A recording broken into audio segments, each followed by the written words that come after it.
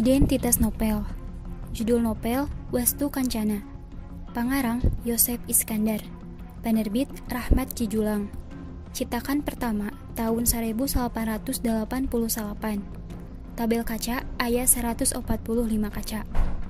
Sinopsisna dina ieu bukunya eta. Dina eta buku dicarioskeun yen anu ngagentos sementara di Karajaan Sunda tararti kawali teh Bunisora. Putra Raja Sunda aya jumeneng masih budak keneh. Janten kedah disiapkeun heula. Bewara ngeunaan tiwas suci kula wargana di Majapahit henteu dibejakeun. Sabab sieun langsung henteu bisa nahan amarah. Bunisora pamana Wastu Kancana nyendak eta murang kali keur diajar sagala rupa kailmuan di Padepokan anu khusus keur ngagembleng pasukan khusus Karajaan Balamati. Carana henteu langsung, tapi diculik heula. Sabada diwarah, Wastu Kancana dibere nyaho perkawis anu dirusiahkeun. Bunisora langsung anu masian terang.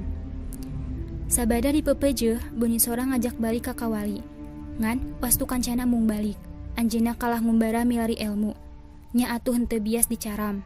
Antugna di widian teras nyandak batur keung. Rakean hujung, duanana ngumbara dugi ka Pakuan, mereskeun nau baruntak ka nagara. Teras tidinya ngulampreng ka Lampung. Tepang sareng resi sareng diguguru. Di bagian akhir buku dicaritakeun, Wastu Kancana nyalametkeun Padepokan resi ti serangan musuh Grot Gruna. Jeung niwaskeun ngagedugna para makarang anu dibere ku Bunisora. Dina eta buku dicaritakeun yen Wastu Kancana oge katarik manah ku putri resi. Henteu aya pedaran proses asmara. Ngan hungkul tepung di walungan teras bae silih kenalan. Didinya duanana singket saling katarik manah keuna ku panah asmara. Basa rek mulang ti Lampung ti Padepokan resi, duanana silih mere barang anu janten pangikat ati. Salian ti eta aya oge kaleuwihan dina ieu novel nyaeta gambaran kahirupan sosial sareng lingkungan baheula di Karajaan Sunda mah karasa pisan.